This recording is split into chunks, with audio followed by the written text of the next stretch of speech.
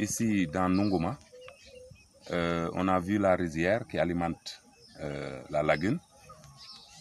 On ne sait pas cette partie, si ça fait partie de l'emprise du port, mais j'ai eu comme information, ça fait partie de la zone industrielle logistique du port. Quoi qu'il en soit, je crois que cette infrastructure a besoin d'un poumon vert pour atténuer les impacts. Donc nous, notre objectif, c'est en faire un poumon vert. Ne pas bloquer le passage de l'eau, laisser les arbres qui sont là. Si on ne peut pas les augmenter avec d'autres arbres médicinaux et autres, pour voilà, penser à la santé humaine. Donc, c'est à vous de voir, population. Le port a son plan, il a son projet. Il sait là où il le fait, il le met. Et il sait qu'il y a un espace qui reste. Et cet espace qui reste, c'est dans la zone où il y avait des ressources naturelles. Donc, il ne faut pas les détruire.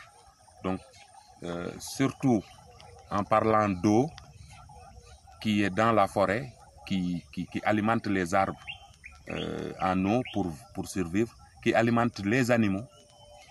Même, on a vu dans les rizières, là où pâturaient les vaches et autres. Donc, vous avez vu les éleveurs qui viennent de passer tout à l'heure. Donc, c'est un lieu où beaucoup de la population fréquente, pour beaucoup de raisons. Donc, nous vous demandons, vous, État du Sénégal, de préserver cette zone pour un projet de poumon vert. Il y a une grande biodiversité ici, il y a une grande richesse en biodiversité.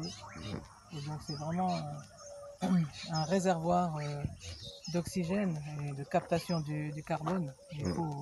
Il faut qu'on préserve une partie de ce poumon vert, comme tu as dit. C'est vital, c'est même pas que c'est important, c'est vital. C'est vital pour la communauté d'ici, mais c'est vital aussi pour la ville de Dakar. Ce poumon vert, si on l'appelait poumon vert, c'est justement ça nous permet à tous de respirer. Voilà, donc, et pour le port aussi, ils ont besoin de ces zones de captation de carbone et de compensation écologique, puisque ça va générer beaucoup de pollution. Donc c'est pour ça qu'on se bat, pour essayer de préserver une partie de cette zone que les gens connaissent peu. Vous avez vu les arbres, vous avez vu les fromagers, vous avez vu les baobabs.